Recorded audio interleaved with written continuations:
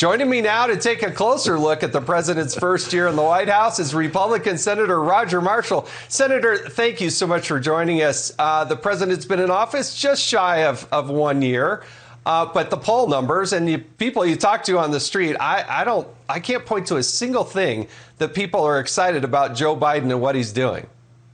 Yeah. Good morning, Jason, and Happy New Year to you and your family. But you're right. These numbers show that America is living a nightmare created by the policies from this White House. I just remind people not too long ago, as President Obama said, never underestimate Joe's ability to mess something up. So you just take a scan around the country, around the world at the crisis created by this White House, crisis at the border, a culture of lawlessness across the country, inflation, the price of gasoline, the inability to deal with COVID, national security issues. All these policies are coming to roost right now, and we're all living that nightmare. Well, let's look further into this poll. As you look at these numbers, as we pull up this graphic here, Senator, I got to tell you, most Americans are showing that they're very, very concerned about so many issues that are facing the country. And the president campaigned on the idea that he had a plan, but I think most Americans, they don't see what this plan supposedly is. Yeah, Jason. So when you're a socialist, you see every problem as a nail, and the only solution you have is a big sledgehammer. And when you're a socialist, when you're a big government, socialistic government, you see every problem, you try to hit that with a sledgehammer, then there's collateral damage creating 4 more problems. And then you try to take care of those 4 problems and you create 16 more problems. So we see a compounding of errors now.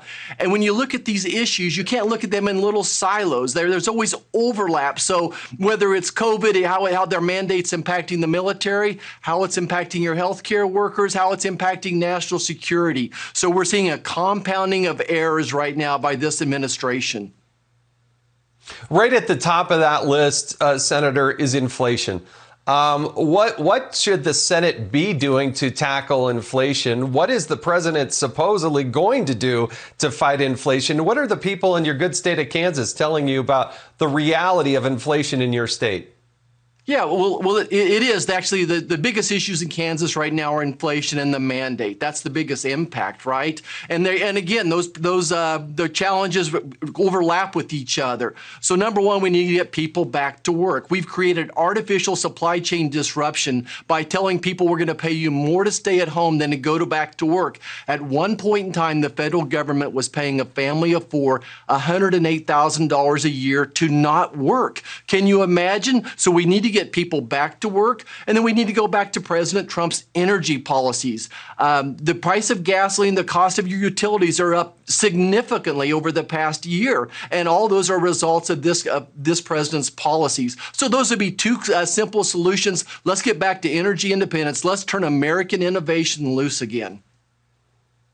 Yeah, things were actually going well. The border was locked down. The economy was zooming, and we didn't have these inflationary, numbers coming at us. But I want to segue here and talk a little bit about the mandates that you mentioned, because you've authored a bill to try to get rid of the mandates that are being imposed on our military. Tell us about that. But I got to tell you, as I go and talk to people across America, some vaccinated, some not, I think they're fed up with these mandates. They just don't think that the federal government should be telling them to get an injection. And if they do or they don't, and they can or cannot go into a restaurant, they think that's a bridge too far. Yeah, well, certainly we know that mandates have not worked. And just look at the past several weeks. We had over 500,000 people with positive tests 2 days ago. And then just yesterday, I think we were up to almost 500,000 as well. So the mandates don't work. What we did in the NDA, the National Defense Authorization Act, bipartisan legislation, is we know that the White House wants to give our military personnel a dishonorable discharge if they're separated because of their refusal to take the vaccine. I think as an Army doctor myself, former Army doctor myself, I respect religious freedoms. I think that this should be a decision between the Army doctor, the military doctor, their chaplain, and the soldiers as well. So what we did is we are able to slip in some legislation that was approved that would prevent that soldier being separated from getting a dishonorable discharge. Again, I support the vaccine, but I think it should be a personal choice. Yeah, the idea of self-determination, I think, is about as American as it gets. And look, I'm pro-vaccine. I've got the vaccine. I've gotten the booster. So has my wife. But people get to make these types of decisions for themselves, not the government. It's amazing to me that so-called liberals are so adamant that they have to do this, that the government is going to take control of their bodies. All right, let me go ahead and segue into something else. The reason the Democrats can run the table on many of these things is because they control the House, the Senate, and the presidency.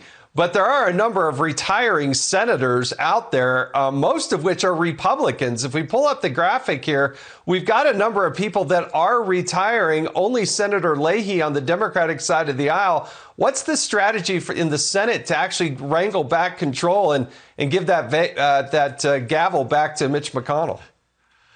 Yeah, Jason, well, I'm very bullish that we'll get the majority back in the Senate. And I think we start by just giving the Democrats more rope, right?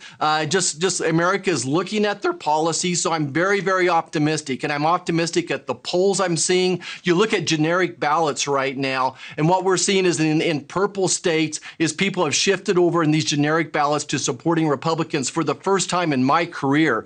We've never been above a -6 since I've been on Capitol Hill for 5 years right now. So to be shifting to the positive realm in purple states, with educated women, with independents. So those are all huge, huge victories for us.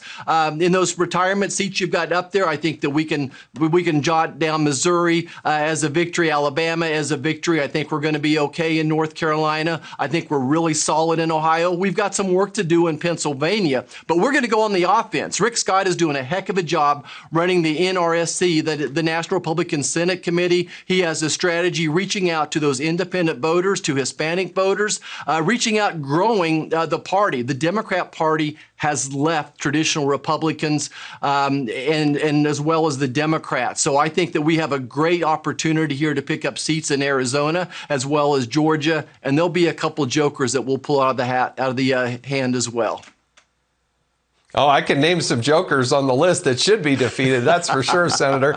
All right, real quickly, I've only got about 30 seconds left. What do you see are the top tier issues going into the election, the major drivers by the time we get to the end of 2022? Yeah, well, I think it remains COVID and the economy, right? If we get the economy right, everything else falls into place. That as opposed to a one-size-fits-all sledgehammer approach by the federal government, I think that Americans are going to see that approach doesn't work. Let's turn it back to the states, to local communities to solve their own problems and get the economy going again. Amen to that. Senator Roger Marshall, thank you so much. Happy New Year, and thank you for joining us on Sunday Morning Futures. Thanks, Jason.